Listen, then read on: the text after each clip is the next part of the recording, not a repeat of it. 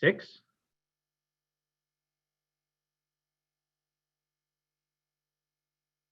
One, 2, 3, 4, 5, 6.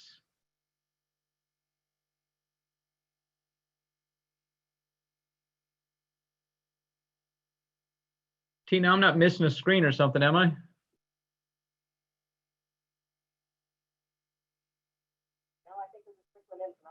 Okay. Alden Robertson, can you hear me? Could you wave? Super. 1, 2, 3, 4.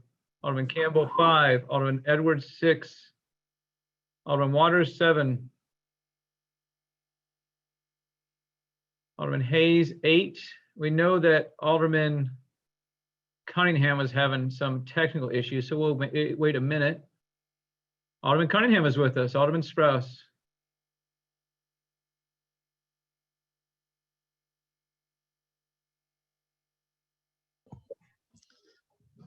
One, 2, 3, 4, 5, 6, 7, 8, 9, 10. Tina, do you know who the phone number is down there? 615-207-0325?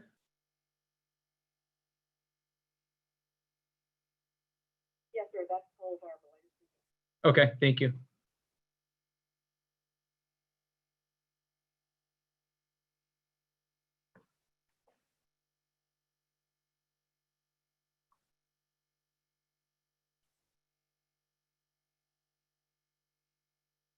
Alderman Cunningham, how are you doing? How's your connection? Oh, I'm fine. I moved. I Good to moved. hear. I mean, I didn't move. I moved within the house. I didn't move. I didn't move out of town or anything. You are loud and clear, whatever you meant. 1, 2, 3, 4. Sorry about all that. The finance was brutal. 7, 8, 9, 10. Thanks, Jim, for hanging in there.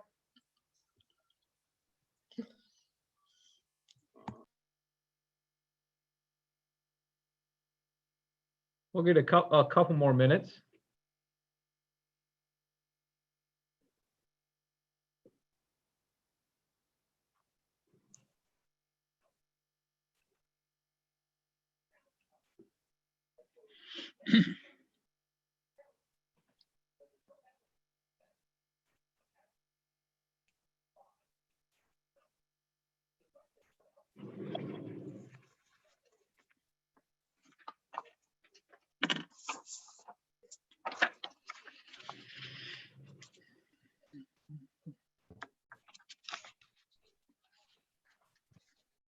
Two, 3, 4, 6, 7, 8, 9, 10, 11.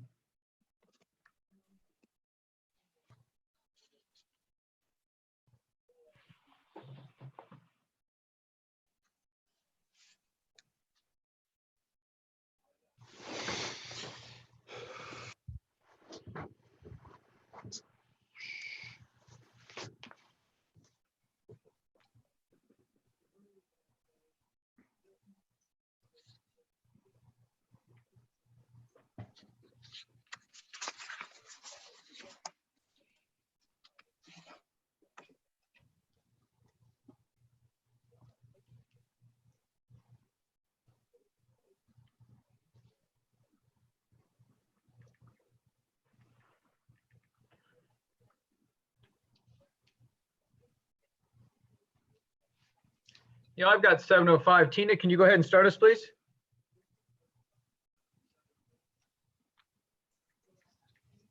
Yes, sir. You're good to go. Okay, thank you. So I'm going to call the meeting of the Hendersonville Board of Mayor and Aldermen for September 22nd, 2020 to order. And we're going to begin our meeting as we typically do. That's with a prayer and a pledge. So please join me in prayer, and then I'll stand up, and we've got the flag over here behind me. So please bow your heads and join me. Dear Lord, thank you for bringing us together, and thank you for the opportunity to serve you and serve our community. We appreciate so much the gifts that you have given us, and we want to use those to do your work. Help us to go from here and not just do your work here as we're together, but do your work as we leave, and just as we should every week, and not just when we're meeting. We especially want to offer your, or to ask for your blessings on the Adam Dimke family and Adam Dimke, and the family of Chris Heron, and all those that we name silently or in our heart right now. We very much appreciate the people who protect us here and the people who protect us far away, and we accept your gracious gifts of those folks that do that for us. Please help us again as we go from here, and as we spend our time here together to do your work and to use the wisdom you have so gracefully given us to do so. In Jesus' name we pray. Amen. Okay. Amen. Please join me for the pledge. I pledge allegiance to the flag of of the the United States of America and to the republic for which it stand stands, one nation, under under God, indivisible, with liberty and justice for all. Thank you all. I'm going to entertain a motion to accept our agenda, and this is what I'm also going to entertain in that, is that we move item N under ordinance and resolutions to the first ordinance and resolution, and that we also have item H as a report from about our first responders memorial from Alderman Robertson. Alderman Robertson, do you want to make that motion? I so move. Thank you. Second. A motion from Alderman Robertson and a second from Alderman Waters. I see no little blue hands or any real hands. All those in favor of accepting this amendment, please signify by saying aye. All those in favor of accepting the agenda, please signify by saying aye. Those opposed, please say no when Kate calls your name.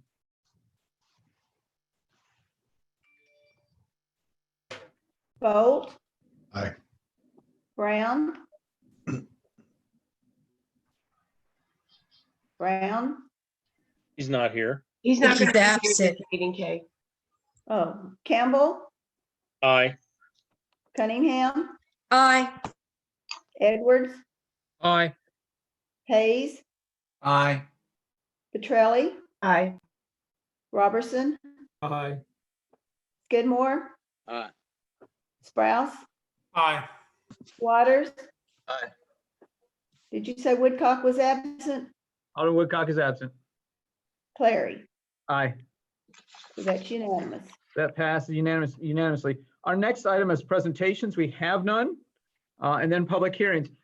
Tina tells me that people had the opportunity to sign up for the public hearing. Kay, did you have anybody express interest with you to speak for the public hearing? I directed them to the link to sign up. Okay, and Tina, just to make sure, you and I just had a conversation privately. Can you tell us if anybody signed up to speak at the public hearing? No, sir, there are nobody signed up for the public hearing. I appreciate that. Appreciate your help, both of y'all. Next, I'm going to entertain a motion to accept our minutes from September 8th, 2020. Motion from Alderman Waters. Second. And a second from Alderman Sprouse. I would like to ask that we change something, and that is on a vote on ordinance 2020-26. I believe I abstained on that.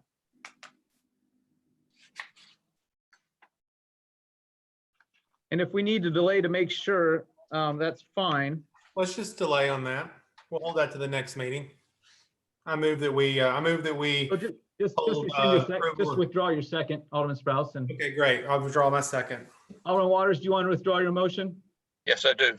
Okay, in that case, we'll leave that there, and I guess without objection, we'll table that, I guess is the best thing we should do. Next, we have citizen comments, and we have several people who have signed up for that. Tina, can you start letting those folks in for us? Yes, sir. And I think they can all hear me. So while she's doing that, I'll go ahead and read our guidelines. Speakers must identify themselves by name and address. If I don't, public comment will be limited to 5 minutes per person, which time is not transferable to other speakers. All comments are to be directed to the presiding officer, not to aldermen, city staff, or other members of the public. Comments must address issues, not individuals or personalities. Personal attacks shall not be tolerated. Comments may support or oppose particular issues or measures, but the motives of those with differing views shall not be questioned or attacked. Malicious comments will not be allowed. Speeches for or against particular candidates running for office shall not be allowed. Our first person is Gary Woodward of Ashington Circle.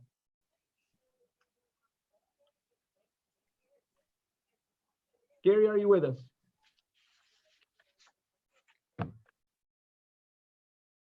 I know we had some trouble with Gary last time. Tina, do you see Gary?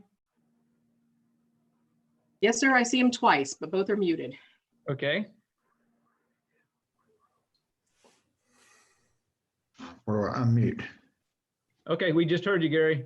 Okay, if you can hear me, then I'll start. My home address is 125 Ashington Circle in Durham Farms. My wife and I have lived there since August of 2017. I would like to support the resolution by Eddie Robertson and the rest of you that I hope will go along with the move to get the developer, Freehold Durham Farms developer, to withdraw their plan and stop what they plan to do as a rental development within the neighborhood. We were told in the beginning that there were not going to be any rental apartments or units in the development. I was told specifically by Bill Charles in the meeting room you're in right now that there would never be any rental units or apartments in the neighborhood. They've done a complete 180 on us against the wishes of the people that signed the petition in the neighborhood to stop this and get them to back up on their plan. I would hope that the city would use all measures possible to get Freehold to reverse direction and stop. They lied to us. They misled us, they misrepresented us, and as best as I could call it, a bait and switch operation to get us to give our money to buy into the neighborhood and then turn around and say that they're going to buy up a 165 block unit of homes and rent that out as either a home rental or apartment rental or townhome rental. So I hope that all of you support this and push the developer to back up and stop their plan to go forward with rental in the neighborhood. Thank you. Gary, we appreciate that. Thank you for your comments. Next, we have Melissa Jaggers of Orange Blossom Court. Melissa. Good evening. Yes, my name is Melissa Jaggers. I live at 1000 Orange Blossom Court, which is in the Autumn Creek subdivision. Our subdivision is adjacent to and actually connects to the Durham Farms development. So I'm speaking with you tonight to share my grave concern about the behavior of the developer of Durham Farms, Freehold. I believe that they're acting in bad faith in what I believe to be a bait and switch by converting a large section of homes in the development to rentals that will be institutionally owned and managed by an out-of-state company. I am not alone in this belief, as many of my Autumn Creek neighbors signed a petition urging Freehold to reconsider and asking the city to take action against this. Let me say that I believe that this issue is of importance to every citizen of Hendersonville, whether or not you live in Autumn Creek or Durham Farms. Developers must be held accountable for keeping the promises that they make. They cannot be allowed to say one thing and do another. The city must learn from this situation and find ways to prevent this from happening in the future. I believe that Freehold made a promise to the city of Hendersonville when they presented the original master plan for approval.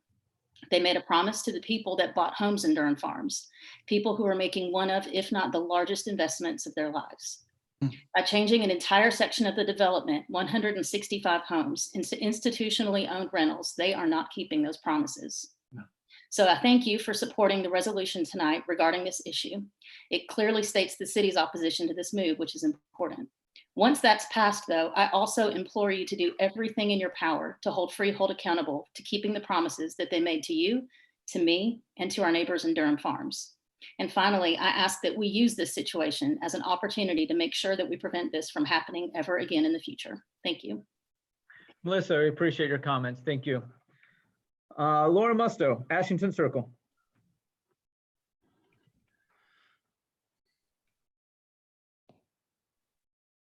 Yes, can you hear me? You're good. Excellent. Thank you so much, Mr. Mayor and Board of Aldermen. My name is Lauren Musto, and I live at 160 Ashington Circle in Hendersonville, and I'm a resident of Durham Farms for almost 2 years now, and in support of the resolutions presented tonight. If you can't hear it in my voice just yet, I'm not from here originally. My husband and I relocated from Boston to seek a better way of life for our family, including 2 young children, and we found that way of life in Durham Farms. In Boston, we were working 50 to 60 hours a week and more, including, hour-plus commutes to and from our offices. We didn't have a true sense of community where we lived, though we had some incredible friends and neighbors. Our entire family is in Boston, and they couldn't understand why we were leaving. And that was because they hadn't yet experienced Durham Farms. You see, when we started toying with the idea of our oldest child hadn't yet started kindergarten. So we took that as impetus to literally look across the country. And after much research, we loved the idea of Nashville for many reasons, and the lack of snow was definitely one of them.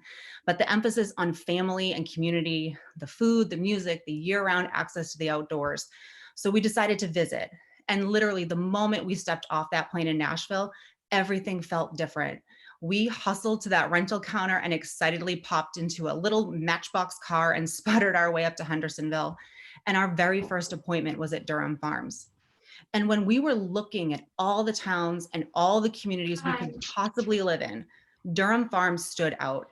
It was our first stop for a reason. And it was because what we were looking for was perfectly aligned with the vision of this community. And when we drove into Durham and saw the stone pillar and the lush grass, and then the beautiful homes and pride of ownership in that first block of the community, and then we saw the pocket parks with people actually using them on a 70-degree day in February. And then we got to speak with residents and representatives. We just knew this was the place for our family. With an emphasis on front porch living, pride of ownership, community engagement, and healthy living, essentially, it was our own little respite of happiness in the midst of the chaos that can be daily living. And we were sold. So we made the incredible decision to move our family 1,100 miles away from all our family and friends and everything and everyone our children knew for a better life at Durham Farms. We came to Durham for the front porch living and the associated pride of homeownership. And now our developer Freehold Communities wants to fundamentally change that again. I understand the purpose of today's meeting is the singular act of adding rentals to our community, but I'd be remiss to not mention that this is the latest in a long string of promises made and not kept by Freehold. And while I appreciate that markets change and subsequently plans can shift, I cannot understand this change. It's been noted by our developer and city officials that Durham Farms is the fastest growing community in the state of Tennessee. Our developer has also informed us that we're ranked 10th out of nearly 13,000 communities in the Southeast. While some markets across the country may need rentals to support finishing out a project, Durham Farms, by Freehold's own admission, does not. We were also informed by Freehold executives that this decision would not be made final until the time at which they could secure resident feedback. After our community town hall last week, that statement was clearly another case of smoke and mirrors to save face and buy some time. My husband and I, just like hundreds of our neighbors, were told we were buying into a resident-owned community, one that would be unlike anything else in the area and one that would live up to the vision the developer created. Since we moved in, that vision has been tested, tweaked, and transformed numerous times, and this latest move will fundamentally change the intent of the community as it was promised to be delivered to residents. My family, we did not move over 1,000 miles from everything we'd ever known for this backdoor change and to be treated with such disrespect. We strongly urge Freehold to reverse this decision, one that goes against the desire of community residents and is in direct opposition to their mission of developing communities based on, quote, the wants of the people who live there. I do not know how we can be any more clear that we do not want this. The residents of Durham Farms do not want rentals added to our community. Thank you. Lauren, appreciate that. Appreciate your comments. Lindsay DeFeo of Ashington Circle. Hi, I'm Lindsay DeFeo, 164 Ashington Circle. I would like to use my time tonight to talk specifically about something that was said by Freehold recently that really bothered me. Freehold came out and suggested that the city of Hendersonville and the people of Durham Farms, in opposition of these rentals, were more or less saying that individuals that would be renting were second-class citizens. And I just want to point out that this could not be further from the truth. Whether it is a $10,000 a month rental or $100 a week rental, all roads lead to the same issue when it comes to rental properties in a community such as Durham Farms. Where there's a lack of ownership, there's a lack of responsibility. The best example that I've been able to give people recently, if you're standing in a Walgreens parking lot and a piece of trash kind of comes by in the wind, you're likely not going to pick it up. You're not going to pick it up because the Walgreens, you lack ownership, and therefore it's not your responsibility to fix it. However, if you're standing in your own front yard and debris from the construction site next door comes through your yard, you're likely to pick it up and throw it away. The same if you're sitting around the pool or using the other amenities. It's human nature that by having ownership and buy-in into something, regardless of a dollar amount, there becomes a certain part where there's a responsibility to other people. Freehold has lacked integrity, basic respect, and basic honesty through this entire process. The lack of ownership and responsibility is also on them. They're won't be involved in the day-to-day ownership. They're passing the buck on to some other company, hoping that they have responsibility for the area that we live. And it's honestly very hard to wrap my mind around the fact that an entire community, almost as a whole, I obviously won't speak for everybody, but a majority of the community does not want the rentals in the community. And one of the reasons being because this community is so unique and it's so different. And that's why people spend their time there. That's why people spend their money there. We were sold a dream, and we were sold a dream of a neighborhood where we could be invested. We're there because we want the ownership and we want the responsibility. And you honestly wouldn't be at Durham Farms if that wasn't who you wanted to be and who you wanted your family to be and what you expected from your neighbors. And to bring in a more transient community is to break that spirit, which we were all sold. When we bought our property, we were told the developer's developing it. When they're done, they'll turn the homeowners association over to the residents and they'll leave. And to me, it kind of feels like now we have some king in a far off land that will continue to have ownership in a community that they don't live in, they don't eat in, they don't work in, they don't play in, telling me how my day-to-day is going to be run. And that's just not okay. So I appreciate the support from everyone on the city council in urging Freehold to change their plans and just give the community back what they had originally offered us, because it was an awesome plan and a lot of people have really bought into that. So I just urge them to do the right thing. It's not too late, but trying to kind of bulldoze us or tell us as a community that if they don't do the rentals and someone else is, kind of like a fictitious, big bad wolf that's going to come in and Freehold's going to be the answer to save us all. Freehold's the big bad wolf in this situation. And I just really hope that they go back to their original plan, because we, the members of the community, have spoken. And without us, Freehold would just be it would just be an empty field without the people that bought there and that live there and will continue to do so. We're their biggest asset as far as encouraging others to move into the neighborhood. We ourselves have friends closing on a house in Durham Farms in the next few weeks because they came and visited us in Durham Farms and they saw what the community had to offer. They're devastated at the fact that they bought into a community that is potentially being transferred over into a large number of rentals, because that's not what they bought into either. Lindsay, 30 seconds. Thank you, sir. I think that the residents are the biggest ally. I don't think it's too late for us to renew our relationship, but I think that Freehold needs to start taking some positive steps forward instead of bashing Hendersonville, the residents of Hendersonville and the town of Durham Farms. Thank you. Lindsay, thank you. And thank you for your comments. Next, we have Mark Evans of Drakes Creek Road.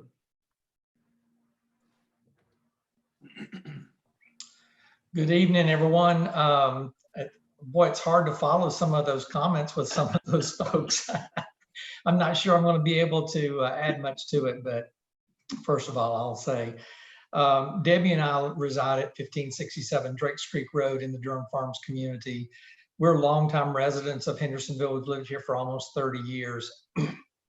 First of all, Mayor Clary, and to the men and women that serve as alderman for the city of Hendersonville, thank you for your service and thank you for allowing the citizens to speak at these public forums. And I also want to just tell you thank you to your families as well, because I know that they serve alongside you. I also want to thank each one of you for answering my calls and accepting my emails concerning this matter. I'm speaking about the changes in the plans originally presented to the city and the Planning Commission from Freehold Communities. It's unfortunate that we are again talking about Freehold changing their minds about something that they want to do. As you all know, this is not the first time, not the second time. And I just wonder how many times are they going to come and when is enough going to be enough? So here we are again talking about it again. I want to say in the past, at least for me, for the most part, I think the neighbors have been supportive of the changes that Freehold has wanted to make concerning the community. Again, we understand that changes do happen, markets do change, and we realize that those things need to happen. And we worked along with them, trying to manage those changes by working together and reaching a compromise where we feel like that all the stakeholders were pleased with the outcome, at least for the most part. Now, this particular instance, from what I understand, Freehold is not changing the plans of the community. I think it's still villas and townhomes that they still plan on building. It's just the fact that they're changing them from homes to purchase or units to purchase to 165 units that they will rent themselves.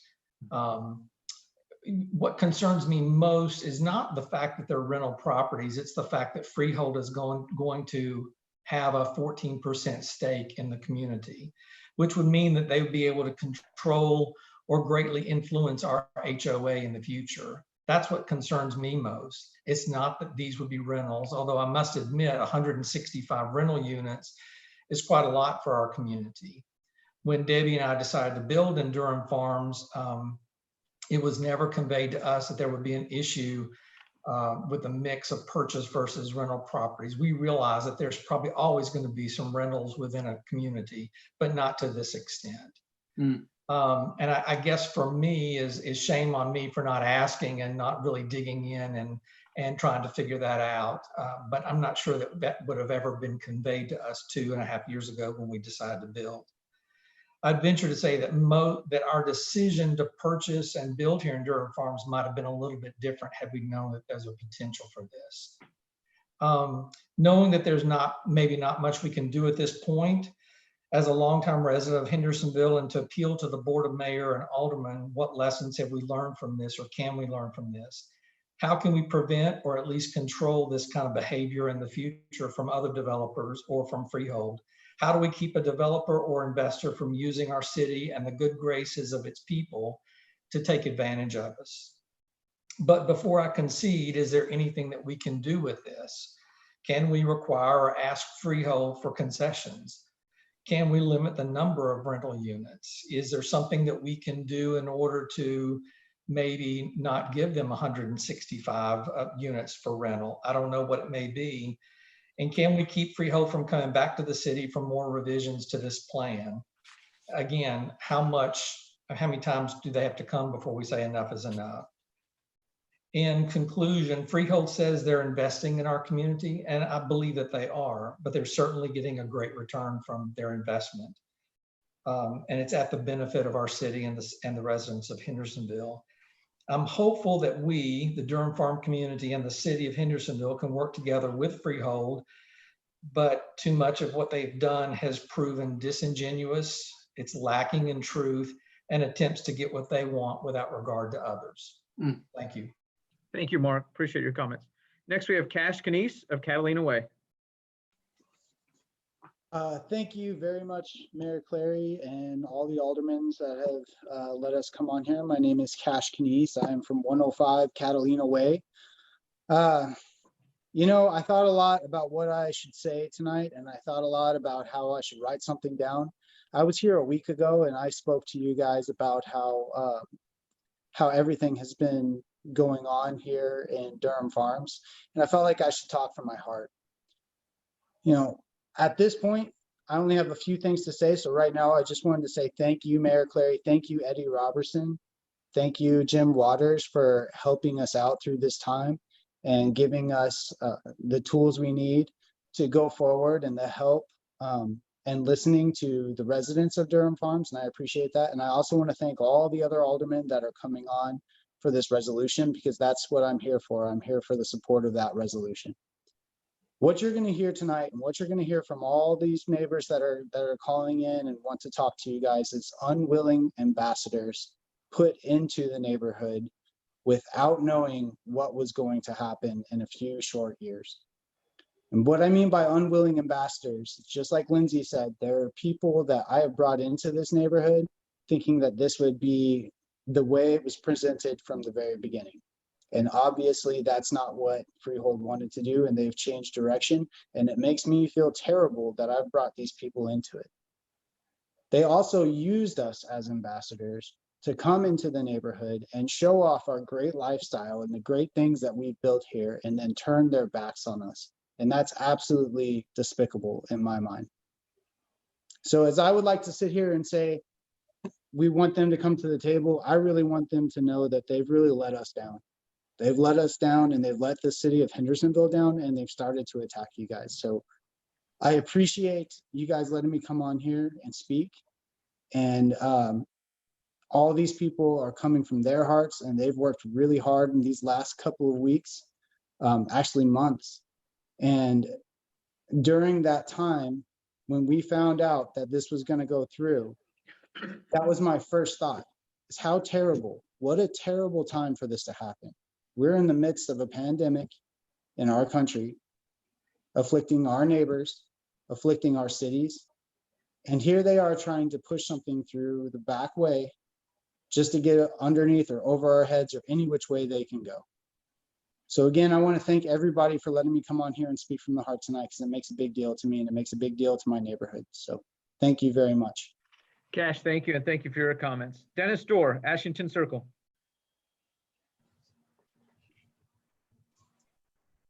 Well, good evening. My name is Dennis Durr, and I reside at 127 Ashington Circle. I moved to this address in April of 2017 from South Carolina. My wife and I were part of phase 1 of the Durham Farms community. Durham Farms was to be a master planned community with just over 1,000 single family homes when completed. We, like so many others that invested in a home and moved here in phase 1, were the ambassadors, as you've heard tonight, for Durham Farms. It is on our backs that Freehold has been so successful in this community. We loved and appreciated our neighborhood.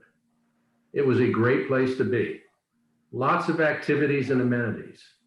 We bought into and appreciated the lifestyle, the active lifestyle this community had advertised, and it is indeed something that's actually occurring. But as you've heard others people say, things changed.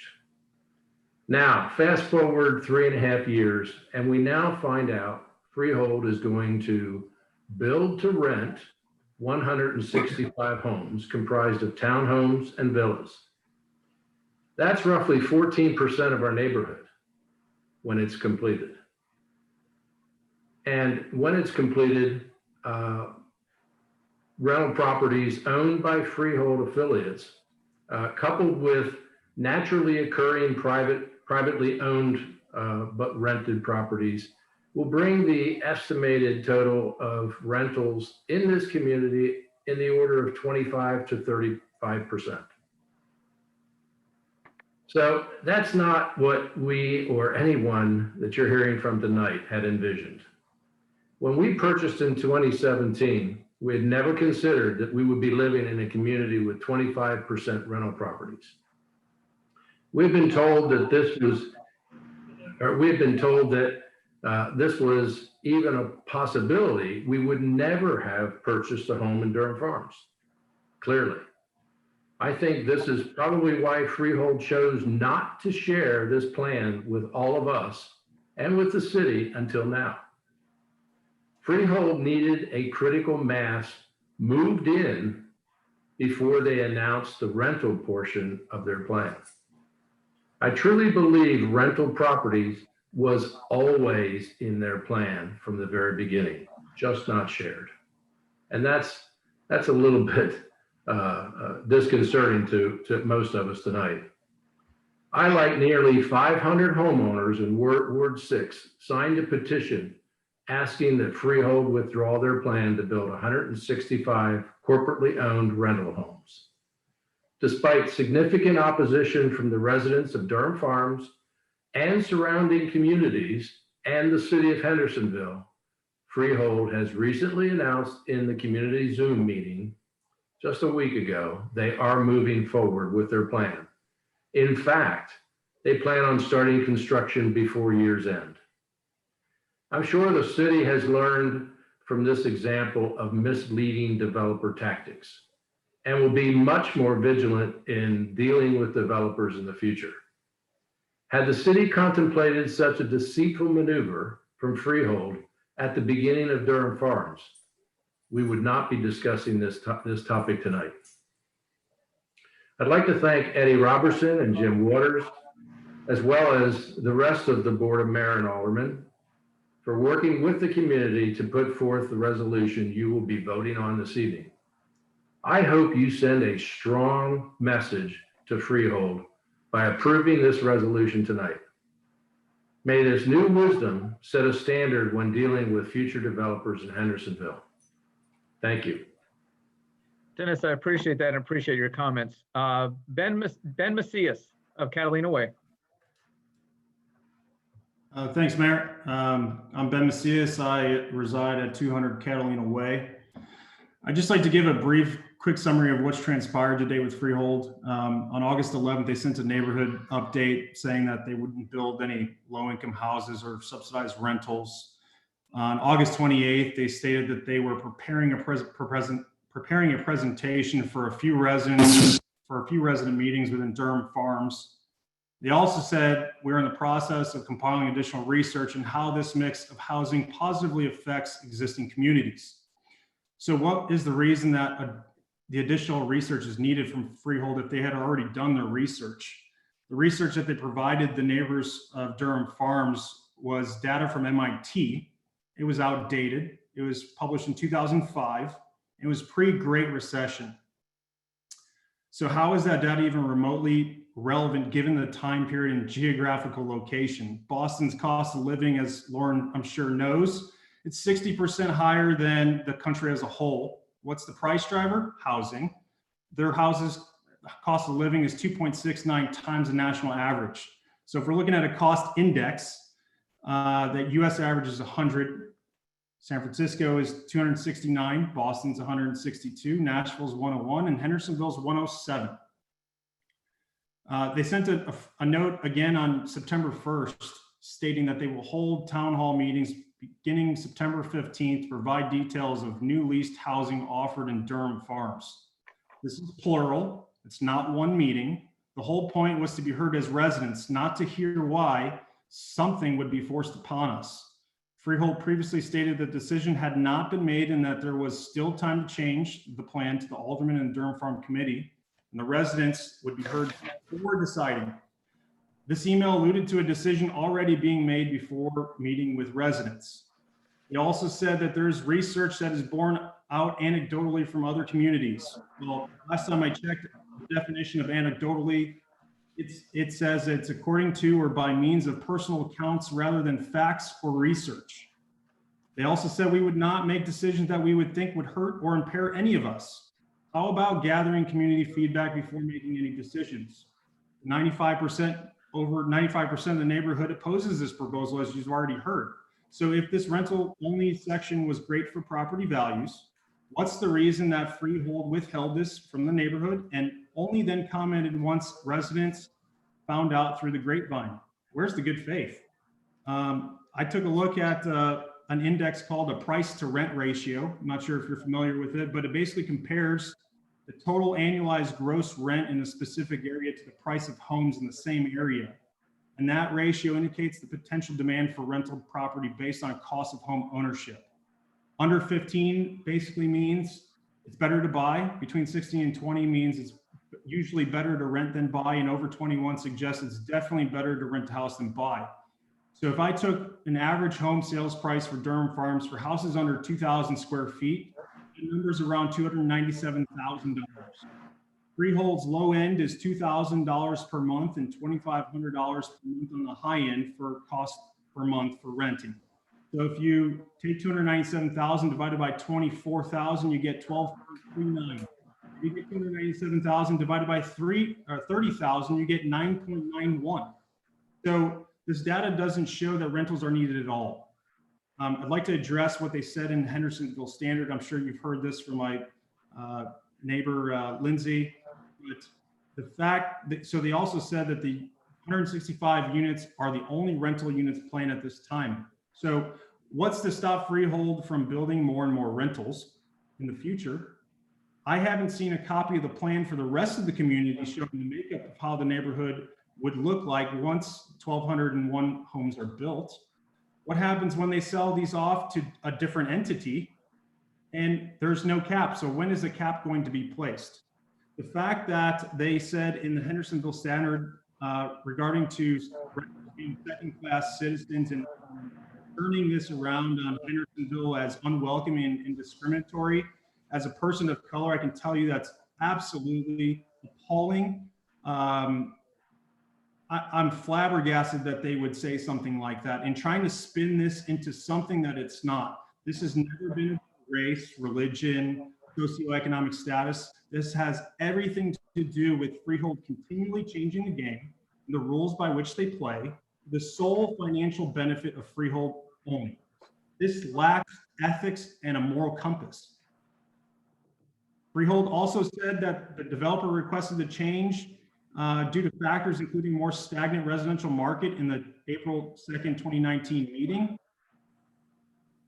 This is probably true, but it's also to make more money. If it was true though, which it's not, why is Durham Farms the fastest selling community in Tennessee, as Lauren had mentioned, and number 10 out of 13,000 new subdivisions? Hey, Ben, 30 seconds. Yep. In short, I think that just because something isn't explicitly stated, preventing them in doing something doesn't mean it's right. I can't tell you how many people have said to me personally, if I would have known this was a part of the plan, I wouldn't have bought here. This is absolutely a material change from what Freehold was proposing to do all along. If they had any good faith and that this was good for everyone's home values, then it would have been openly discussed at the contemplating process. Freehold and the HOA have a fiduciary responsibility to this community as a matter of public policy to not move forward with this. And I ask that the mayor and the aldermen back us up in this and do what they can to help us out. Ben, thank you. Thank you for your comments. Rustin Franklin, Catalina Way. Alderman, Durham Farm citizens and surrounding communities. My name is Rustin Franklin and I live at 219 Catalina. I strongly oppose the rental section in Durham Farms. Freehold has told us they do not need nor will seek the approval of BOMA, so I do not know if my time or any other resident's time will be noticed at the end of today. I do not want to live in a rental community. If this information was brought forward, my wife and I were looking to settle with our kids, then we would not have moved into Durham Farms. I live on a cul-de-sac street that is semi-guarded from most traffic. My kids meet outside and play with other kids while the adults congregate. It's a good time in the cul-de-sac, but we are not shielded from the developer's actions just a few blocks away. In the last 2 years, Freehold has taken away the estate section of the neighborhood, which were supposed to be million-dollar lots that were pretty close to Drake's Point. In 2019, Freehold cited a stagnant market from one side of the mouth and saying Durham Farms is the fastest selling communities in Tennessee on the other side of the mouth. Now they are claiming that rentals on Drake's Creek have always been the baseline plan and there isn't anything we can do about it. This is another downgrade to the community that we thought we moved into and directly affects our home values. I live on Catalina and we take pride in our homes as any homeowner would. We bought these homes for the long haul without knowledge of a rental section in the neighborhood. 4 homes on our street have made major renovations to their property. And the important part of my statement is our average home cost on this street was $518, and this value does not take into consideration the upgrades and new appraisals that have come in. The average home cost in Durham Farms before the duplexes went in was $416, And since the townhomes and duplexes have added an average $297,000 cost, the average price of the home has been reduced to $408,000, and there is much more coming. The duplexes nor the townhomes benefit my property or any property in Durham Farms like the estate section was supposed to.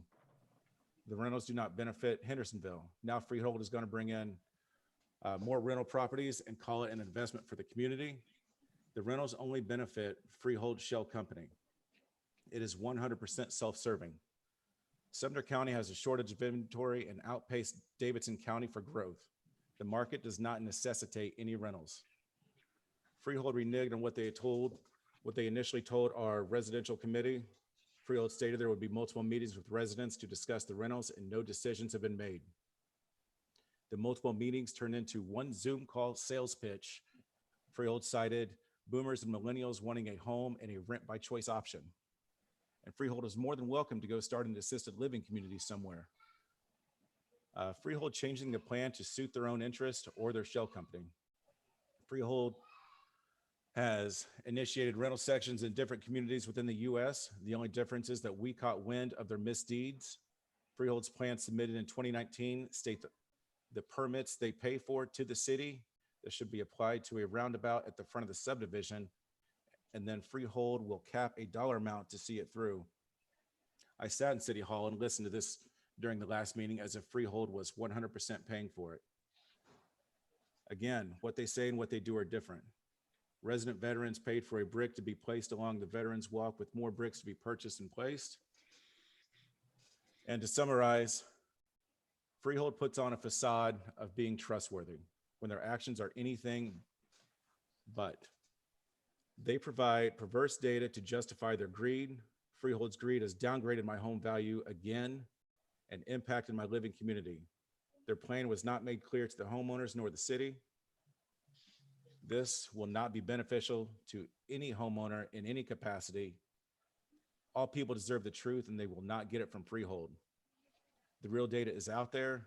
It's free. You can have it. And I'm going to end on how I started. I do not want to live in a rental community.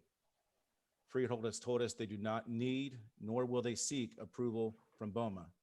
So I do not know if my time or any other resident's time will be noticed at the end of the day. That is all. Rustin, thank you. So that's the end of our citizen comments. I want to let everybody know that we've got a couple reports, and then we're going to take up the resolution that you spoke of. And that will be the first. We did that when we adopted the agenda, is we moved the resolution up to the top of ordinances and resolutions. So I appreciate y'all very much. If you want to stick around, feel free. First, we have Finance Committee Chairman Cunningham. Thank you, Mayor. And thank you for everybody's patience through the finance meeting. My connection wasn't the best, but anyway, on with the report. Under ordinances, we had ordinance 2020-32, an ordinance accepting and appropriating a Tennessee Department of Safety Highway Safety Grant in the amount of $35,000 for the Hendersonville Police Department. That was recommended unanimously. Ordinance 2020-40, an ordinance accepting and appropriating sponsorship funds. That was recommended unanimously. Ordinance 2020-41, an ordinance accepting and appropriating unanticipated revenues and expenditures. That was recommended unanimously. Under resolutions, we had resolution 2020-59, a resolution of the governing body of the city of Hendersonville authorizing the issuance, sale, and payment of interest-bearing capital outlay notes. That was recommended to be deferred to our capital projects committee. And I understand our committee chairman, Alderman Campbell, will be holding a special called capital projects meeting sometime next week to discuss the detail of this issuance of the bonds and the list on that.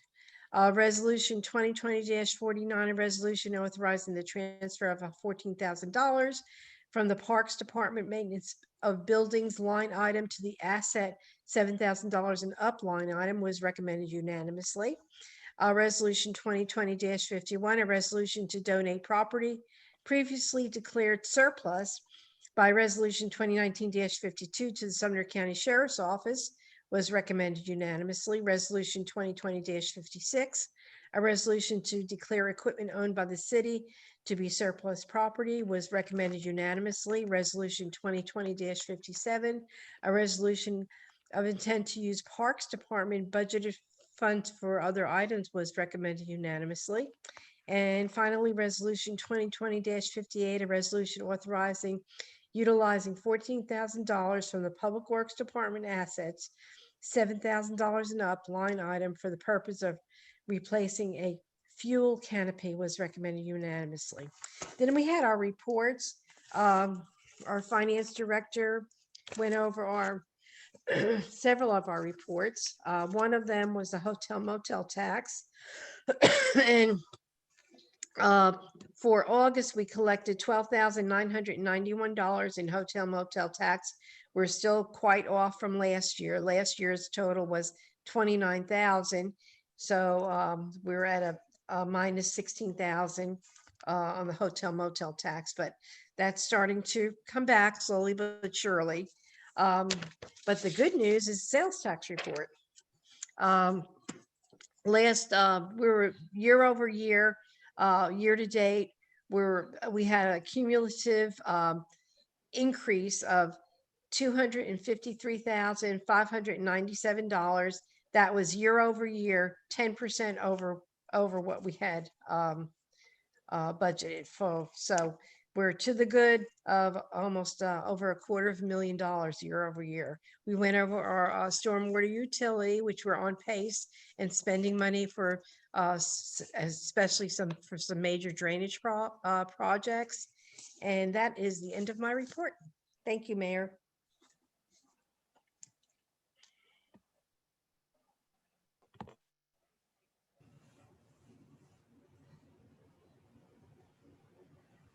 Chairman Cunningham, thank you. Chairman Sprouse, General Committee. Thank you, Mayor. As tradition, I do not let special moments pass that affect the members of this board. I am not going to say who's having a birthday, but I am going to share a screen so you can have an idea who we are not going to mention is having a birthday today. But I'd like to thank Linda for this photo and thank the person for his service. Happy birthday, Andy. Chairman Sprouse. We weren't supposed to say anything. and that's my report. Chairman Sprouse, thank you. Chairman Brown or Vice Chairman Petrelli. Thank you, Mayor.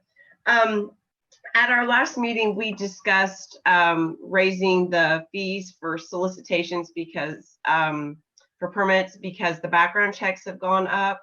And I wanted to let Ms. Franklin explain a little bit about that. Okay.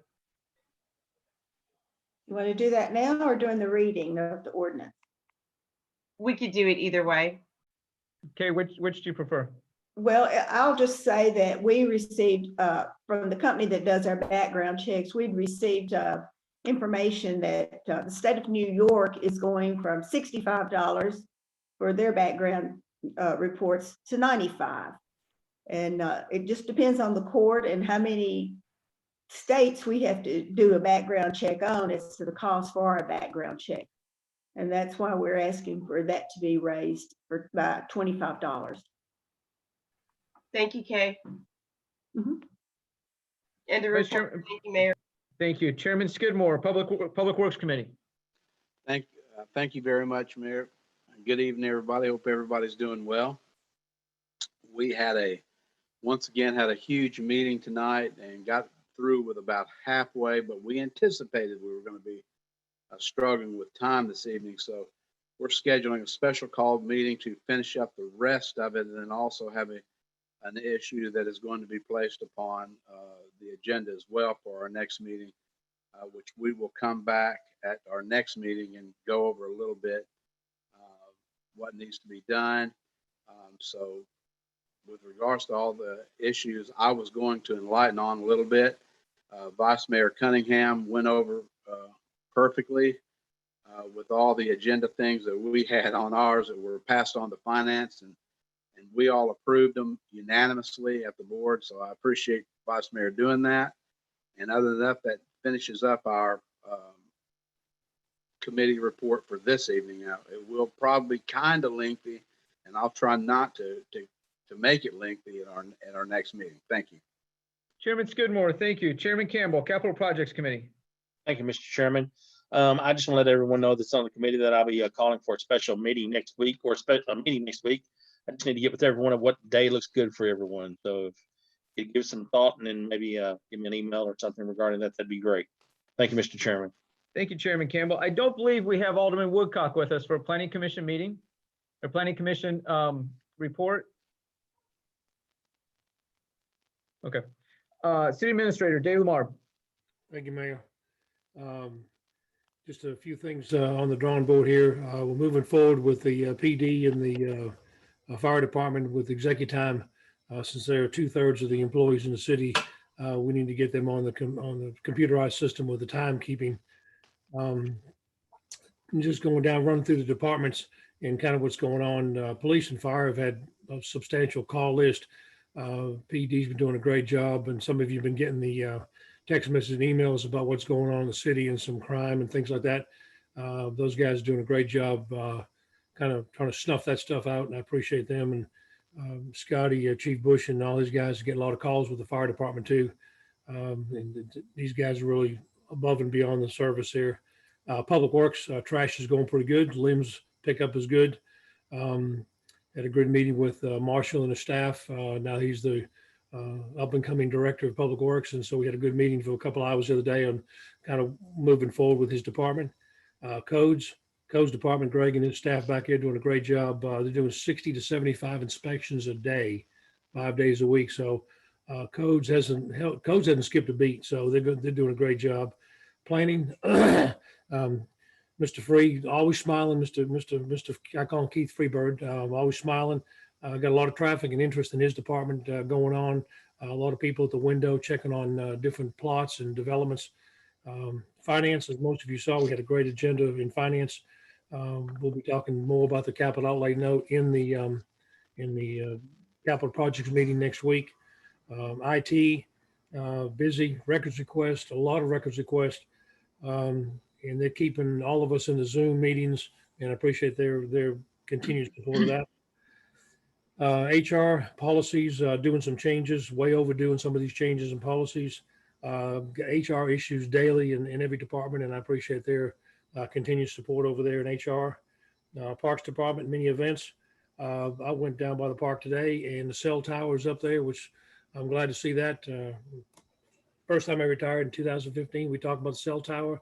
And now actually 5 years later, the cell tower is actually in the ground. So I'm glad to see that, Mr. Gilly. And we got kickball tournaments, big soccer tournament this weekend. Great economic impact for the city with all these events, motels, hotels, restaurants, and things like that. So also the Bristol Memorial Tournament's coming up a week from Saturday. Officer Lee is kind of heading that up for the police department. I know Chief Miller's on here. Chief, I appreciate him stepping up and doing that for the Bristol family. Our staff is helping him. The park staff is helping him, whatever he needs. And so I appreciate him doing that for the family. He's got a good event coming up, and ought to be a good Saturday, October the 3rd. He's doing that. Other than that, we just staff staying busy, doing a good job. Most of the people are back to work on a regular basis. We still have some people working remotely because of some health and some COVID issues, but we're getting a little closer to filling City Hall back up each week as the numbers kind of flatten out. So other than that, staff's doing a good job. Mr. Bradley and Ms. Kay keep me straight every day, so I appreciate that. I'll entertain any questions that Alderman may have for me. Dave, I see nobody's hands. I like it. One. Okay, Alderman Waters. Dave, give us a report on the trash misses this past week, would you? Are they up, down, or give me a record? Well, I'm going to have to defer to Marshall. I don't have that in front of me. Marshall, have you got any? He usually gives that on Friday, Mr. Waters. I know last week it was pretty good, 10 to 12, maybe 14 a day. Marshall, can you give me an update on that? Yes, sir. I had that in my report for Public Works tonight, but we didn't make it quite to the trash report. It's looking good. We had a little more misses on a couple days last week than previous weeks, but overall we're holding steady. On average, 10 to 15 a day, but we're looking good. Okay, thank you, Marshall. Is that up or down, Marshall, from the week before? It's about the same. Yeah. Well, it's about the same. That's what's that, about 20 misses? 10 to 15 a day. Okay. We need to get that down to 0. Okay. That's the goal, sir. Yeah, we're trying to get it to 0. Okay. Thank you, Mayor. Alderman Waters, thank you. Thank you. I'm done. Okay. Thanks for the report, Dave. Alderman Robertson, can you give us a report on the First Responders Memorial? Yes, thank you, Mayor. A year and a half ago, I met with the Rotary president at that time, Jonathan Hayes, and talked to him about an idea about building a first responders monument at Memorial Park. I clearly and distinctly remember what Jonathan said. I don't know if he remembers it, but he said, let's do it. And we are getting close to dedicating the first responders monument. Hopefully we're looking at the end of October. We have an invitation out to the governor of the state of Tennessee, and Charles Lamberth is working on that for us. So as soon as we have a firm date for the dedication, I will let each of you know. One of the things, though, I do need your cooperation on is, as you know, we're going to do a time capsule at the First Responders Monument. This is the 50th anniversary or the birthday of Hendersonville. And we're doing a time capsule that will be buried near the site of the First Responders Monument to be opened at the 100th birthday of Hendersonville. I would like to ask every alderman and the mayor to please contact Mary Beth in our IT department and set up a time with her and go and record something that you would like to greet the BOMA members and the citizens of Hendersonville in 50 years from now. Some of you may be here then. I for sure will not. But if you could just plan on about 5 minutes of something visionary that you would like to tell the future citizens and BOMA members of this city at its 100th birthday. So contact Mary Beth, set up a time, and you can go to the city hall and she will record that and then put it on a CD that we can put in the time capsule. I am hopeful that 100 years from now, they'll be able to read a CD or a DVD, but that's the format that we're going to be putting it on. So thank you, Mayor, for that, and I'll keep everyone informed as we move forward. Thank you. Thank you, Alderman Robertson, for all you do on this. Thank you, Alderman Robertson and Alderman Hayes and everybody who's been involved in that. Alderman Robertson, I'm going to ask you, I'm going to entertain a motion to consider Resolution 2020-54. This is a resolution expressing opposition and a request to withdraw from consideration Freehold Community's proposed plan to establish a large rental section in Durham Farms development. And I so move. Second. Motion from Alderman Robertson and a second from Alderman Waters. Alderman Robertson. Thank you, Mayor and board. First, I want to thank my colleagues tonight for their unanimous support for this resolution. It is my hope, as was mentioned, that our action tonight does send a strong message to similar developments in our city. I would like to thank the good citizens and residents of Durham Farms, Autumn Creek, and Drake's Point for their petition and support for this resolution. Believing that everyone deserves to be heard, I also want to let you know that on September the 11th, I mailed a letter to Thomas Tischer, one of the principals or owners of Freehold, inviting him or someone from the company to be here at our Zoom meeting tonight. I have heard nothing from the company to my invitation. And Tina, do we have anyone from Freehold that is on the Zoom meeting tonight call? Alderman Robertson, I apologize. I was talking to Tina as you were calling her name. You want to ask your question again? Yeah, Tina, I just want to see, has anyone from Freehold been requested to be on the Zoom call tonight? We have a Mr. Cushman who's been on since the inception of the call. Okay, is that Thomas Tisher? No, sir, Mr. Rob Cushman. Okay. Well,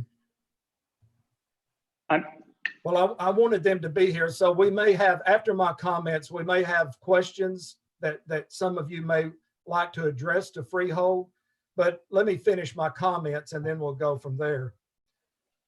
Keith Brown, Betsy Preston, Ryan Musto, Megan Reed, Kim Flatt, Mark Evans, Hank Knight, Gary Woodard. These are just a small sampling of the 681 signatures of the residents of Durham Farms and nearby communities that have petitioned Freehold Communities of Boston and this city opposing Freehold's plan to build 165 rental units.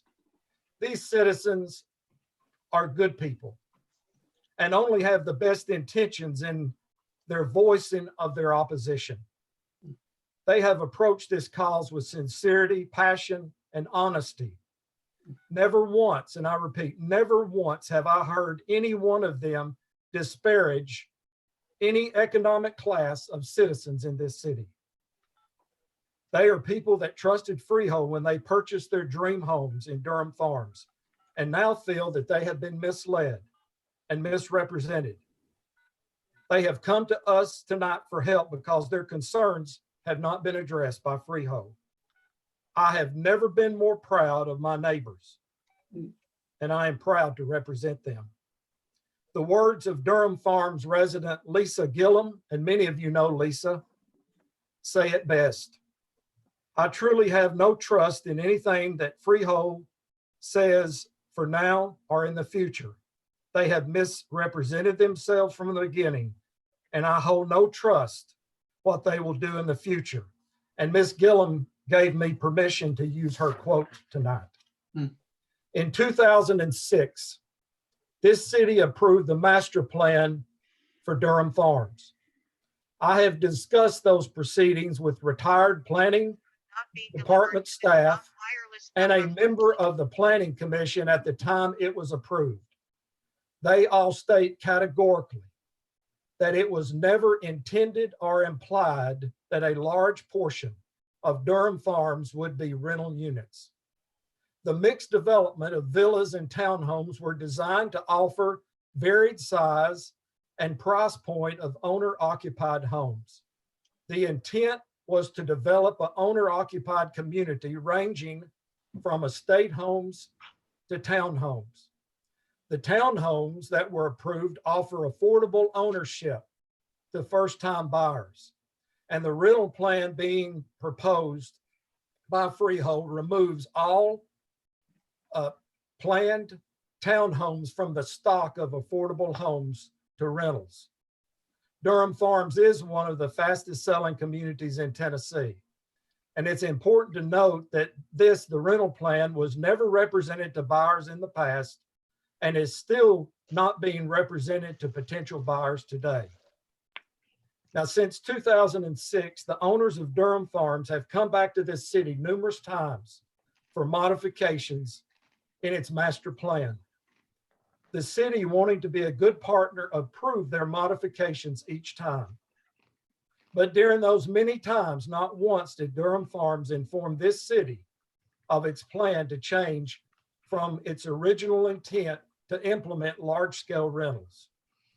They knew then, as they know now, that an alteration from the original intent of Durham Farms would never be approved by this city. The most recent major modification of its master plan was approved by the city in July the 23rd, 2019. And that was the re-entitlement of estate lots to smaller, less expensive lots and homes. The city acted in good faith and approved this major change. But ironically, this was approved just months before Freehold, in their own words to me, began the process of exploring adding 165 rental units in Durham Farms. And I personally met several times with Freehold during this time regarding the re-entitlement request because it is in Ward 6, and I was concerned of more potential change. In those meetings, it was never discussed that Freehold was considering the building of large-scale rental section. As I told them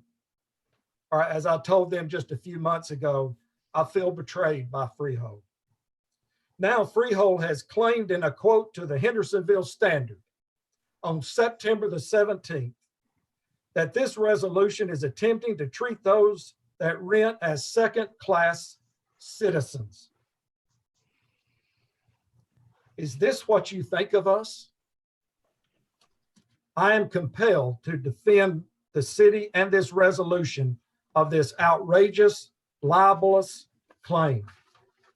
Nothing, and I repeat, nothing is farther from the truth, and I take particular umbrage with their attempt to disparage this city and the good citizens that signed this petition.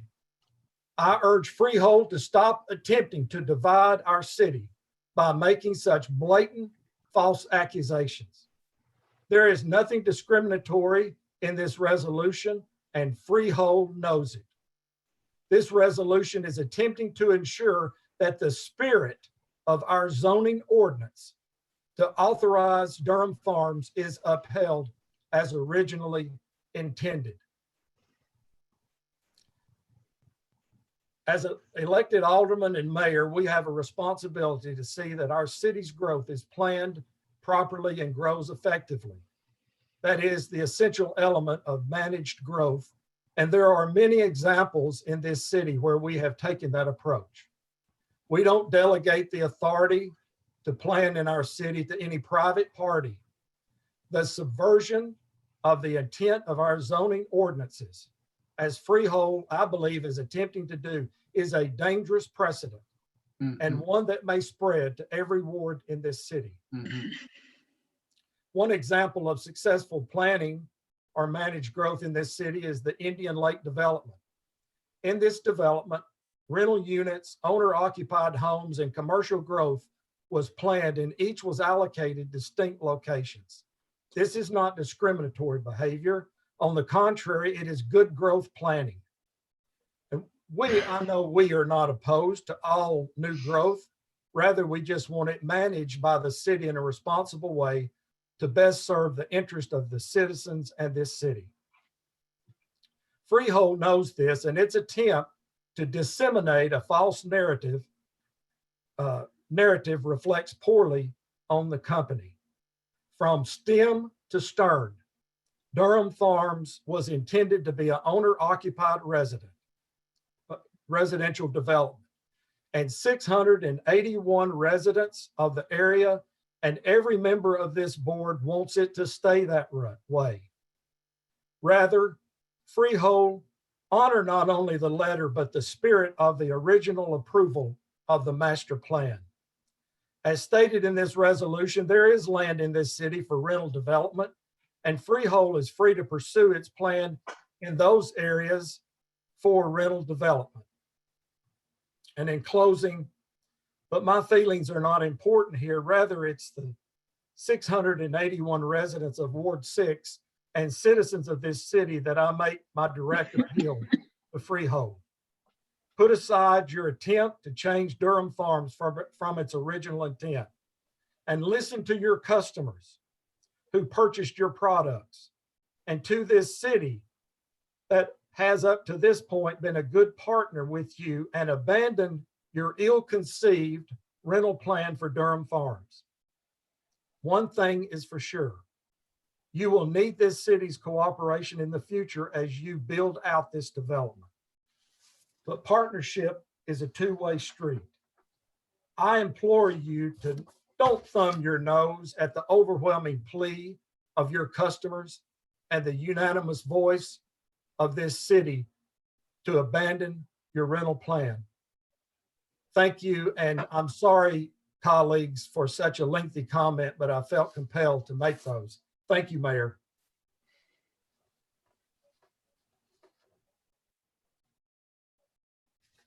You're on mute. I want to clarify real quickly. Rob Cushman is with us for something else on the agenda. He's never been involved with Durham Farms, and certainly appreciate that he's going to be with us later on. I've got to say that this group of residents that has brought this to us, the most professional group of residents that I've ever been involved with in a confrontational situation like this. Their Amen. professionalism and how well they have handled this, and how and the integrity that they have shown has just been unsurpassed by anybody. And Alderman Robertson, I appreciate your praise for them very much. A couple of things that were said earlier is that they were ambassadors for this project. I have been ambassador for this project. I have been a fan of Durham Farms. And I heard one of the speakers earlier say that now they are embarrassed because they have marketed this and sold this project, sold this development to their friends. And I have to agree with that. I've lost trust in Freehold. I see no blue hands. I see nobody waving at me.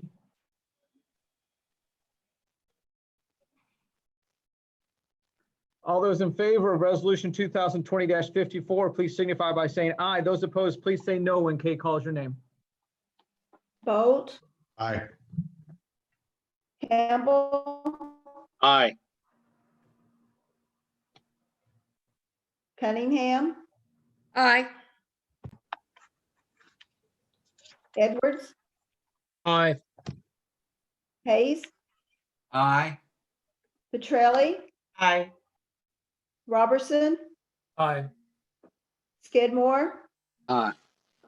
Sprouse, Aye. Waters, Aye. Clary. Aye. That's unanimous. Passes unanimously. Next, we have resolution 2020-53. This is a resolution to annex certain territory into this upon written consent of the owners and to incorporate said property located on the west side of Anderson Road, the east side of Durham Farms, and the north side of Autumn Creek, also known as 1421 Anderson Road, Hendersonville, Sumner County, Tennessee. Moved. We have a motion from Alderman Campbell and a second from Second. second from Alderman Cunningham.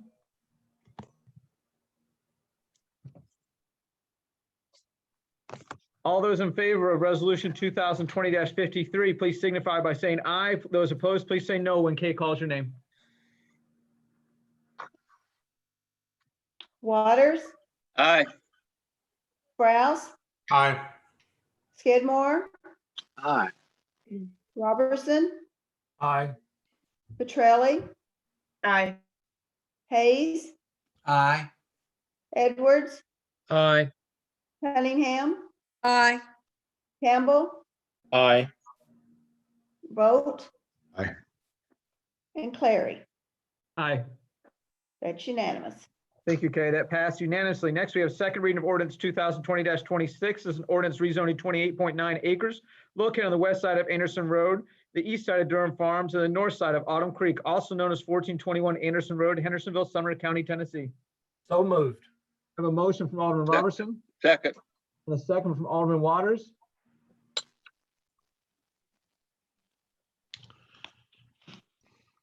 All those in favor of second reading of ordinance 2020-26, please signify by saying aye. Those opposed, please say no when Kay calls your name. Vogt, Aye. Brown.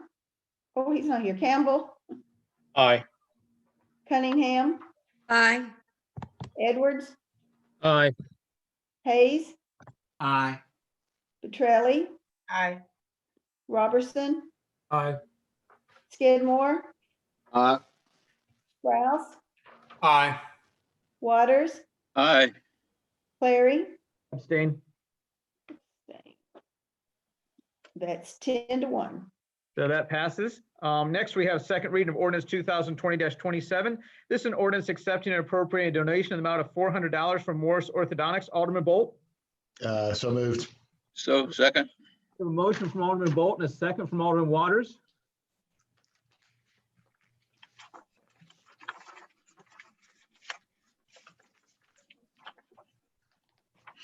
All those in favor of second reading is ordinance 2020-27, please signify by saying aye. Those opposed, please say no when Kay calls your name. Bolt, Aye. Campbell, Aye.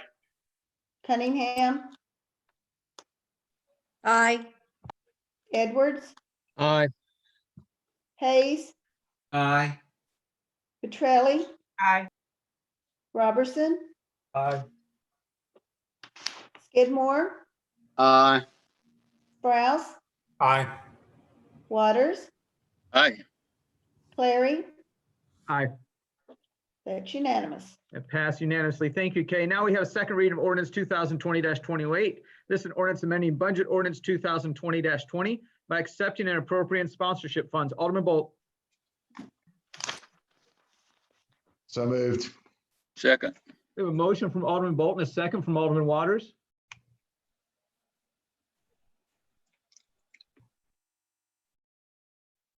All those in favor of second reading of ordinance 2020-28, please signify by saying aye. Those opposed, please say no when Kay calls your name. Waters, Aye. Sprouse, Aye. Skidmore, Aye. Robertson, Aye. Petrelli, Aye. Hayes, Aye. Edwards, Aye. Cunningham, Aye. Campbell, Aye. Bolt, Aye. Clary. Aye. That's unanimous. That passed unanimously. Thank you, Kay. Next, we have second reading of ordinance 2020-29. This is an ordinance to authorize an amendment to our budget ordinance 2020-20 and appropriating funds from the general fund reserve account. Alderman Skidmore. So moved. Second. We have a motion from Alderman Skidmore and a second from Alderman Campbell.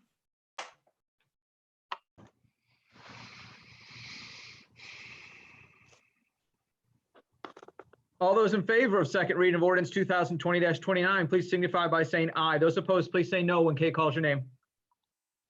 Bolt, Campbell, Aye. Cunningham, Aye. Edwards, Aye. Hayes, Aye. Petrelli, Aye. Robertson, Aye. Skidmore, Aye. Sprouse, Aye. Waters, Aye. Clary. Aye. That's unanimous. It passed unanimously. Thank you, Kay. Now we have a second reading of ordinance 2020-30. This is an ordinance to authorize an amendment to the budget ordinance 2020-20 and appropriating performance bond funds from the general fund reserve account. Alderman Skidmore. So moved. Second. We have a motion from Alderman Skidmore and a second from Robertson. Alderman Robertson. Thank you.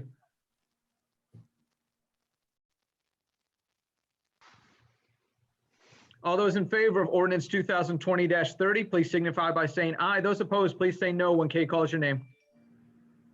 Waters, Aye. Sprouse, Aye. Skidmore, Aye. Robertson, Aye. Petrelli, Aye. Hayes, Aye. Edwards, Aye. Cunningham, Aye. Campbell,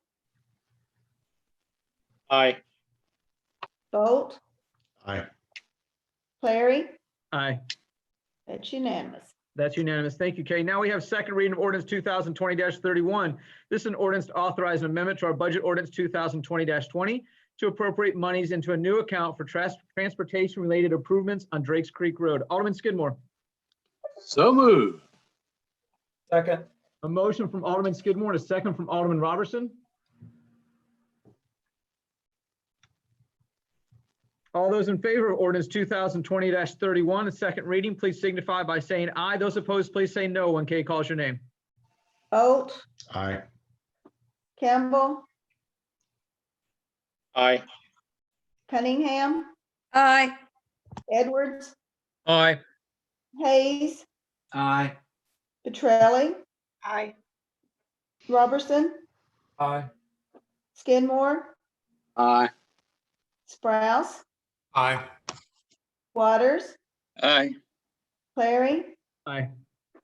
That's unanimous. That passes unanimously. Thank you, Kay. Now we have first reading of ordinance 2020-32. This is an ordinance amending budget ordinance 2020-20, accepting and appropriating a state of Tennessee Department of Transportation Tennessee Highway Safety Grant in the amount of $35,000 for the Hendersonville Police Department. Alderman Edwards. So moved. I have a motion from Alderman Edwards. I'll second it. And a second from Alderman Hayes. All those in favor of first reading of ordinance 2020-32, please signify by saying aye. Those opposed, please say no when Kay calls your name. Vote. Aye. Campbell, Aye. Cunningham, Aye. Edwards, Aye. Hayes, Aye. Petrelli, Aye. Robertson, Aye. Skidmore, Aye. Sprouse, Aye. Waters, Aye. Clary, Aye. unanimous. That passed unanimously. Thank you, Kay. Now we have first reading of ordinance 2020-33. This is an ordinance amending the Hendersonville Municipal Code, Title 4, Chapter 3, Comprehensive Classification and Compensation Plan. Alderman Sprouse. I move.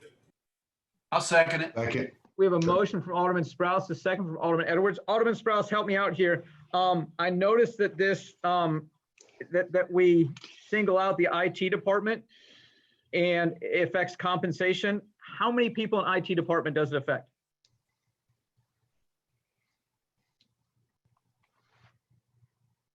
You're on mute, Turn your mic on.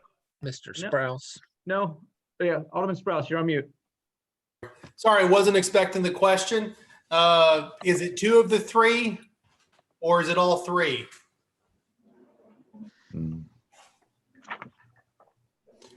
I'm not sure who you're asking that question to. What I see is that on page 38, it says, however, the information technology employees may qualify for education attainment. How many people does, I noticed it singles out the IT department. How many employees does that affect? I would assume it would affect all three employees, Mayor. Okay, has this gone to the finance committee? It went to the general committee. General committee is over personnel policy. Is it going to impact what we spend? No, it's not. The impact will be negligible in a nearly $60 million budget. Will it change what we spend in the IT department? It could potentially change what we're going to spend in the IT department from salaries. Okay. That's And it how salaries and budgets work. Okay, I appreciate that. And this didn't go to the finance committee? I don't know. The finance committee chairman is here. I know that it went to the general committee. And if you would like, we can very easily, I'm sorry, this prescription of glasses is making it pretty hard for me to read up close. But if you would look, you will find out, since you are reading on this and you're referencing pages, please look to page 25 for legislative history. I appreciate that. It says, it doesn't say that it went to, well, it's actually not page 25. I think it's page I'm sorry, 35. like I said, bad prescription, but the legislative history is in the packet. That packet was made available to you on Friday. Okay. It didn't go to the finance committee unless you want to No. correct me, Alderman Cunningham. No, it did not. Okay, But it I went to appreciate the general committee, and the general committee is over personnel rules. Any other questions or discussion? Yes. Yeah, what in the world are we having to put up Yeah. with new questions here? I got a question, Mayor. Alderman Waters, go ahead. Even though he says he's over personnel, that needs to come before finance. It did not come before finance tonight. I move that we defer it to the next meeting till it comes before finance. Thank you. We have a motion to defer. Alderman Waters, I'll second that. I'm the one who raised the question. Well, finance already met this month. We're not going to meet again until the end of next month. Okay. Does that matter? Yeah, I think it does matter. I think that this is a stall tactic. This followed the appropriate process. It went to the appropriate committee. The mayor was made aware of the agenda of this committee, was invited to the committee meeting, and was made aware that this was going to be on the board's agenda. I'm tired of there being reasons to go after that there are favored and unfavored city employees. And quite frankly, I think that that's what we're looking at right now. But I'm sorry you're tired. I understand you're tired. You're always tired. But this needs to go before finance. That's the general rule. And my motion stands, okay? Well, Appreciate the that. motion has been We're made. gonna go to Alderman Hayes. We're gonna go to Alderman Hayes. I Alderman didn't Hayes realize on the I had mo- ceded the Alderman floor. Hayes on the motion to defer. Go ahead. Mayor, I did not realize I had ceded the floor. Mr. Waters interrupted me, and I'm very happy to finish my comments. Well, Please. The comment needs to be on the motion to defer. Go ahead, Alderman Strauss. I think the motion to defer is inappropriate. I think all protocol has been followed. Everything has gone according to schedule, the proper path. Department heads have been involved. Everything has been properly vetted. I think that we deserve it to those who respect the process and to the employees affected that we don't find reason to unnecessarily delay this.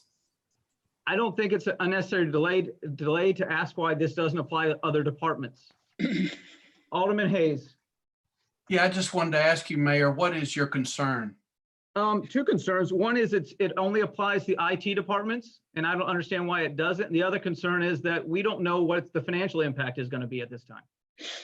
Can I say something? Hold on one second. Let me go to Alderman Hayes. Do you want to ask that question, Alderman Taylor?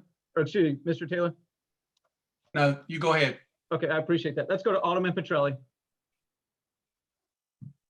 Well, I was going to ask what Director Taylor had to say on this. So, Mr. Taylor, if you don't mind, thank you. Go ahead, Chris. Sure, I'd love to. I'm looking at Ordinance 2010-2, back when this IT language was approved back in 2010 in an ordinance by previous administration. This language has not changed up until 2017, which I'm also looking at a memo that Mayor Clary received from Peter Voss at that time, adding some language about the 6 regional accrediting agencies. This all came up this afternoon by a member of our IT department that received a phone call from Mayor Clary, from my understanding, about some concern over the IT language. I'm not sure where the concern is. This was taken care of in 2010. The language has not changed up until 2017, and what's being questioned is not really what was changed in 2017. I'm not real sure why the concern. I do agree with Scott Sprouse, Alderman Sprouse, that this is going to be completely marginal if it is affected at all. Excuse me, at all. The big effect will, ultimately be basically allowing some of the new hires to it allows us to recruit better at a higher level for people and offer them a little bit of a bonus depending on it won't be everybody. It'll just be the people that have the educational requirements above and beyond what their job requires. I can see, I don't know if Dave, that was you were waving your hand, but I'm just not real sure with Ordinance 2010-2, this language has not changed in literally a decade. So that's all. So why don't we do it for our for our fire and police departments? Why just IT? I can explain that, Mayor. Now I've had an opportunity. I'd like Chris to explain it. Go ahead, Alderman Sprouse. Go ahead. Yeah, it's actually in the body of the ordinance itself. What it addresses is, and we've had this in the past when we've had years and years and years ago, people would go and get degrees from schools that were not accredited. There was some concern about, there's some paper mills out there that you can go online and all of a sudden someone pays the fee and they have an associate's degree or a bachelor's degree. So we did a few years ago, more than a few years ago, have to make sure there was issues of accreditation. These degrees were being awarded and the education that was being attained was something that could be documented and was valid. So if you will look, what it's talking about, it's the Council of Higher Education Accreditation. That's the very last paragraph before it says this ordinance shall take effect on the earliest day allowed by law. And that you have to have the degrees, the associate's degree, the bachelor's degree, the master's degree, those have to come from those type of schools. Now, when you look at some of the other departments and the type of education that they have and the degrees that would apply to those employees, those are the type of schools, that's the accreditation those type of schools would have. When you're looking at IT employees, you may know that there's some non-traditional schools that do provide training in IT. You probably see what the commercials are. They do not necessarily have Council for Higher Education accreditation, but that does not mean that they're not valid schools nor the education that they provide. In a lot of cases, you'll have people who go to a second career or are coming out of the military and they're going to go to one of these more traditional trade schools, but one that is designed for information technology. That's a valid choice. That's why it would be needed for information technology.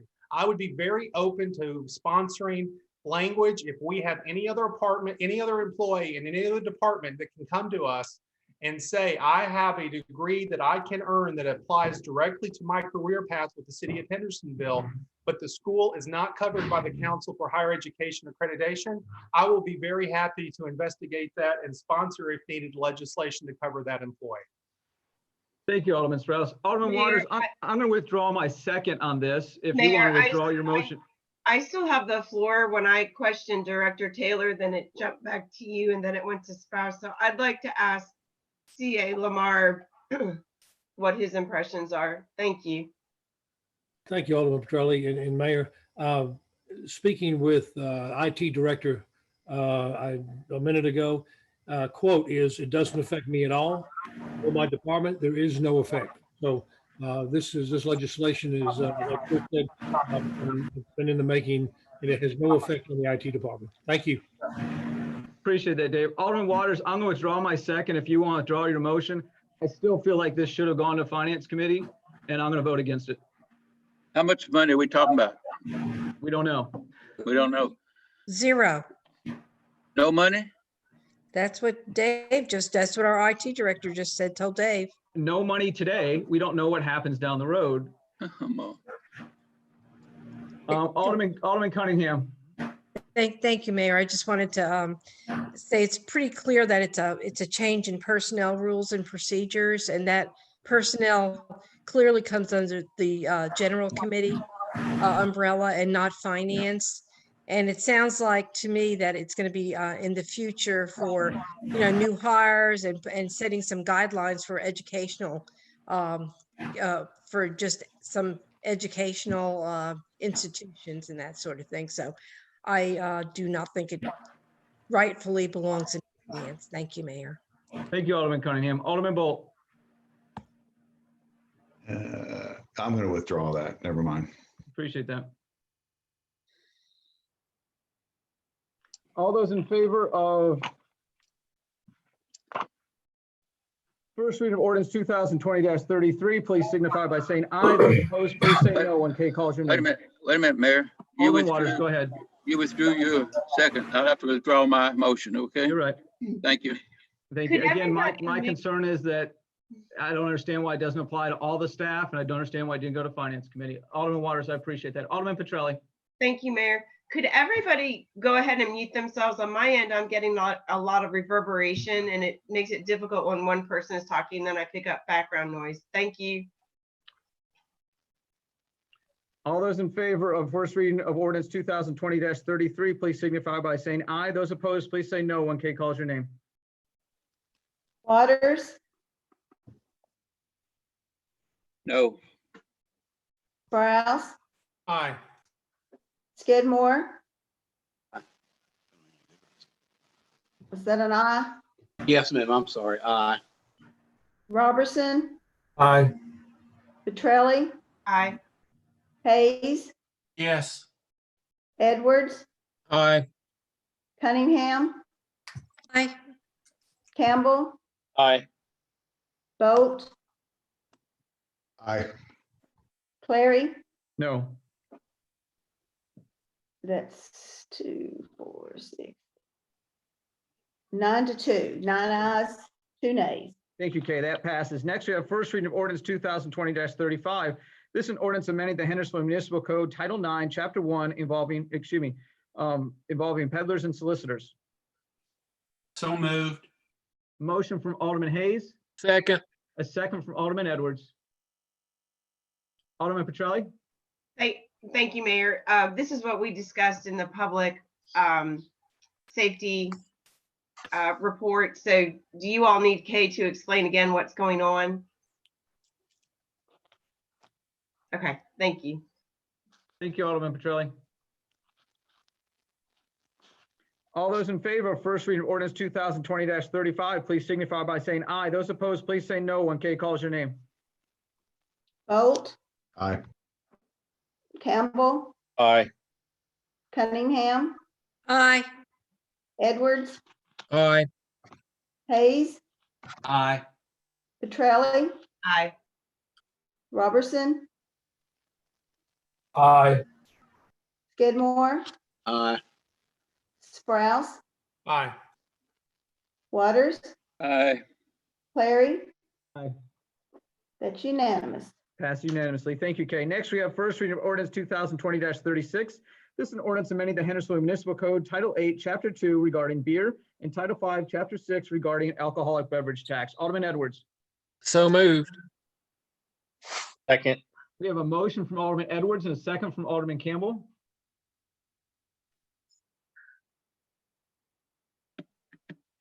Alderman Robertson. Yes, Alderman Edwards, could you give us a brief explanation? I looked at the ordinance, but I need a little explanation of it. Just kind of Yeah. a short summary. Yeah, this changes the minimum seating requirement from 75 to 25 in order to obtain a beer permit. The beer board and we've worked together on this to try to get this modified. We had a restaurant come in and try to obtain a permit, but they were not able to do so. Well, I say a restaurant, it's a local coffee shop, and they were not able to do so. But this changes that.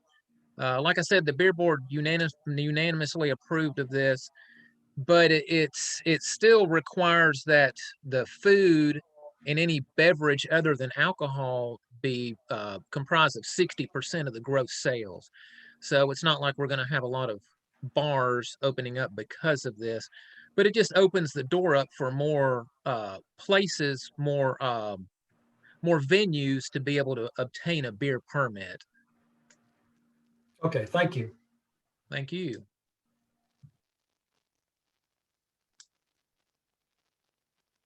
All those in favor of first reading of ordinance 2020-36, please signify by saying aye. Those opposed, please say no when Kay calls your name. Waters, Aye. Sprouse, Aye. Skidmore,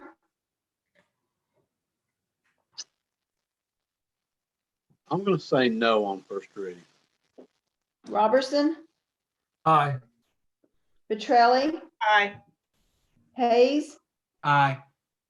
Edwards, Aye. Cunningham, Aye. Campbell, Aye. Bolt, Aye. Clary. Aye. So that will be 10-1. Thank you. That passes. Next, we have resolution 2020-50, a resolution amending the job classification and pay tables. Alderman Sprouse.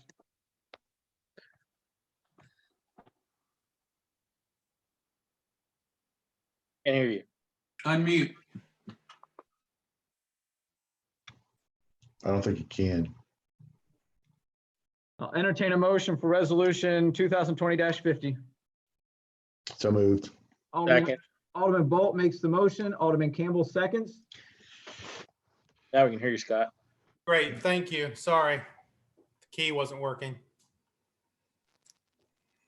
All those in favor of resolution 2020-50, please signify by saying aye. Those opposed, please say no when Kay calls your name. Bolt, Aye. Campbell, Aye. Cunningham, Aye. Edwards, Aye. Hayes, Aye. Petrelli, Robertson, Aye. Skidmore, Aye. Sprouse, Waters, Aye. Clary. Aye.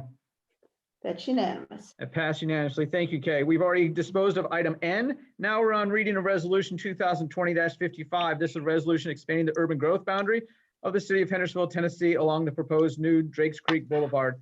I so move. Second. A motion for myself and a second from Alderman Waters. There's some financial impact to this. Has it gone to the finance committee to cover the cost of service? It has not. Do you know what the cost of service is for that area? The cost of service is no different than what we had anticipated when we actually passed the ordinance allowing the rezoning. What happened here was when we passed the rezoning, it should have been included, and we have an obligation to do this. So the cost of service has really been built in for the past several years, even though we didn't actually pass the change of urban growth boundary. But it didn't go to finance. All right. It probably went, it was part of a, it was No, it's part of okay. It went a, to general. We covered it in general. I'm fine. We did. This didn't go to finance. Was that the question? We covered that in general when it came to the general committee. I'm fine. Okay, thank you. Thank so what you. happened here was the board passed a plan development, Keith, in 2006, I think it was, around 2006. And the board made an obligation at that time to expand the urban growth boundary and to annex that property. For some reason, that was never done. And so that's why we, even though we had anticipated taking care of that road and taking care and annexing that property back in 2006, we still had never annexed it and never added it to our urban growth boundary. All those in favor of resolution 2020-55, please signify by saying aye. Those opposed, please say no when Kay calls your name. Waters, Aye. Sprouse, Aye. Skidmore, Aye. Robertson,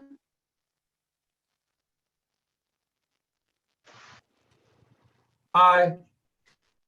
Petrelli, Aye. Hayes, Aye. Edwards, Aye. Cunningham, Aye. Campbell, Aye. Bolt, Aye. Clary. Aye. It's unanimous. Thank you, Kay. Mayor, That did we passed skip- unanimously. Did we skip item M? Item M? Yeah. Yes, we did. I appreciate that, Kay. Thank you. Item M is a resolution 2020-51, a resolution to donate property previously declared surplus by resolution 2019-52, donated to the Sumner County Sheriff's Office. So Alderman moved. Petrelli, do you want, Alderman Hayes makes a motion Second. and a second by Alderman Waters. All those in favor of resolution 2020-51, please signify by saying aye. Those opposed, please say no when Kay calls your name. Bolt, Aye. Campbell, Aye. Cunningham, Aye. Edwards, Aye. Hayes, Aye. Petrelli, Aye. Robertson, Aye. Skidmore, Aye. Sprouse, Aye. Waters, Aye. Clary. Aye. That's unanimous. Passed unanimously. Thank you, Kay. Next, we have a vote on the appointment of Gerald Barrett to serve on the Deer Herd and Monitoring Committee. I so move. Second. A second from Alderman Waters. All those in favor of appointing Gerald Barrett to serve on the Deer Herd and Monitoring Committee, please say aye when Kay calls your name. Those opposed, please say no.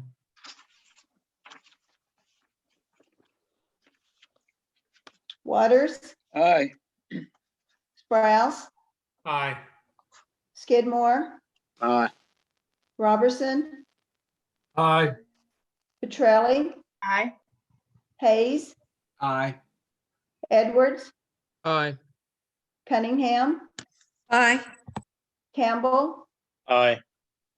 Bolt, Aye. Clary. Aye.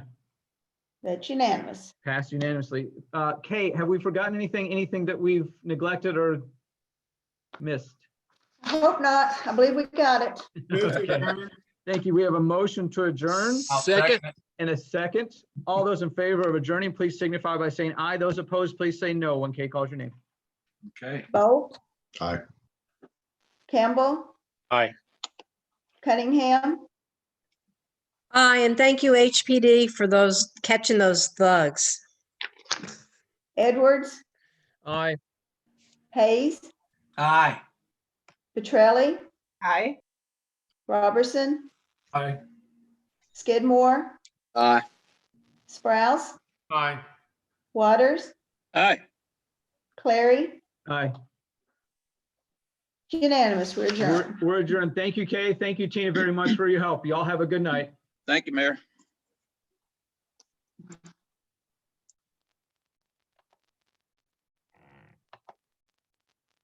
behave yourself.